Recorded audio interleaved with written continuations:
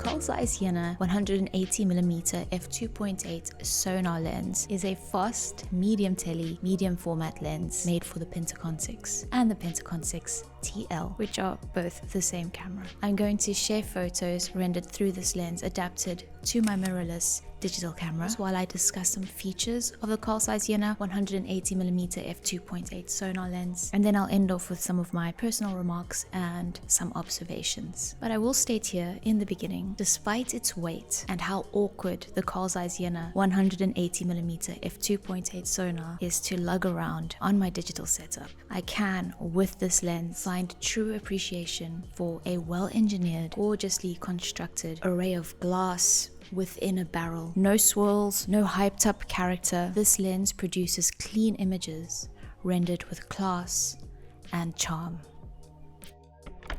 Originally created for the 1936 Olympics and later modified for the Pentacon Six from the 1960s through to 1991, the Carl Zeiss Jena 180mm F2.8 sonar design can be referred to as the Olympia sonar design. That's 5 elements, 3 groups, and this core optical recipe lived through many barrels for decades to follow. Now, when it comes to elements and groups, I'm not going to pretend to understand that stuff. The truth is, I don't really care for those details. So do take what I'm saying with an understanding that I don't really understand. Aperture blades run from f2.8 to f32, and the amount of blades depends on the manufacture era of the lens. My one's minimum focus distance, if I'm not mistaken, was 1.7 meters, and it can also depend on the manufacture era. My one weighs about 1.5 kilos, and the reason that I can't confirm those details right now about my lens is that it is in London, and I'm not in London for the next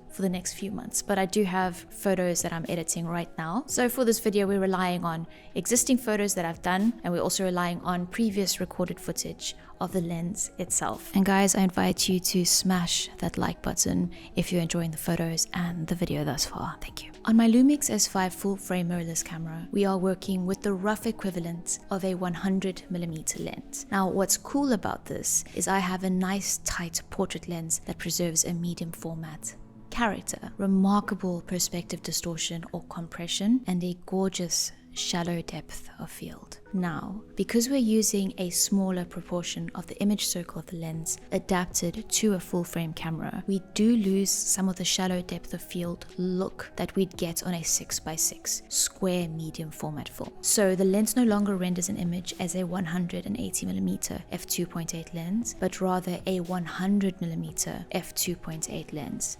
Now, to clarify, the light passing through the glass is still the same, f2.8 on medium format, f2.8 on full frame, but since my S5's sensor is smaller than a medium format sensor or medium format film, which is what this lens was made for, the background blur on a full frame sensor would resemble more of the background blur of an f5 on the medium format film. So not quite as dreamy, but still beautifully shallow. So we have a depth of field equivalent to f2.8 on full frame, but this lens on its medium format Pentacon 6 camera at f2.8 would render an even shallower depth of field. Moving on. If you'd like to see a massive array of photographs taken with this lens and the Pentacon 6, as well as the Carl Zeiss Jena 80mm f2.8 and even a Soviet MIR 38B 60mm f3.5, that video drops in November. It's one that I am particularly excited to get to you. Filled with my typical storytelling, my opinions, experience, photography. So if you'd like to catch that piece when it goes live, you can subscribe to my channel, turn on the notifications, hit the bell, which will inform you when that little movie gets released into the ether. My Carl Zeiss Jena 180mm f2.8 sonar is the Zebra model, so the coatings are significant, which is why I have decided to not even try clean mine with anything other than a blower. What I have found online is that the Carl Zeiss Jena 180mm f2.8 sonar is loved for its micro contrast and sharp center, even at f2.8. Those of you that know my previous videos might remember that I don't really care too much for sharpness. There is a sonar glow associated with images taken wide open, as well as a creamy background blur. Apparently chromatic aberration and purple fringing is a thing at wide apertures, but I'm not entirely sure about that. Regardless, that matters to me not, and therefore I'd consider the Carl Zeiss Jena 180mm F2.8 sonar to be a close to perfect lens. It's just a pity about its weight. My Pentacon 6 set came with a P6 to M42 mount adapter, so I adapted that adapter to my M42 to L mount adapter and I called it a day, and I haven't bothered buying a dedicated P6 to L mount adapter. The large medium format circle of the lens easily covers full frame, and the IBIS of my camera helps with the weight and handling it on my digital camera. Regarding some notes on my photography taken with this lens adapted to my digital camera, when portraits are in focus and shot wide open, there is no beating this gorgeous look. The organic contrast rendered also makes my over-clarified edits look pretty cool. When that sonar glow is achieved, you feel that vintage charm meddled in with the optical perfection, and the two integrate beautifully.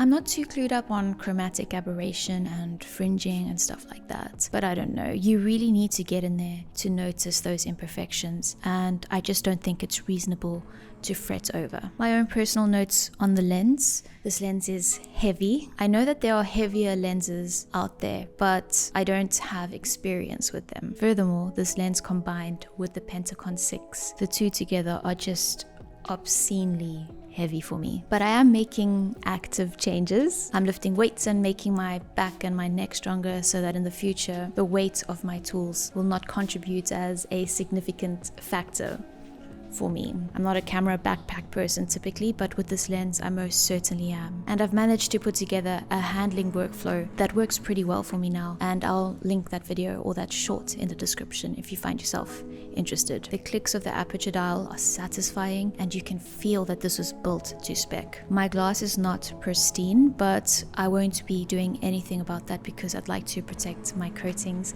and I would recommend this lens to anyone who finds it at a market for a steal. I would also recommend this to those of you that have a Pentacon 6 and would like to make portraiture that features a buttery background while maintaining beautifully in focus subjects. Don't buy this expensive on a whim. It is heavy and it is a commitment to take out. I'd only recommend this if you're committed to making the most of it, because these are heavy and they're also very expensive. Folks, you can buy my digital scenes online, linked below. These are crazy affordable, but they are a great way that you can directly support my work. Keep an eye out and subscribe to my channel to be notified when that Pentacon 6 video goes live. I am announcing this video without actually knowing whether the film negatives came out right after development. I have 11 rolls being developed as we speak, but I have a good feeling that they'll come out good and they'll form part of a pretty decent video in November. And that's it for today. Thank you for being here. I'll catch you in the next one. Cheers.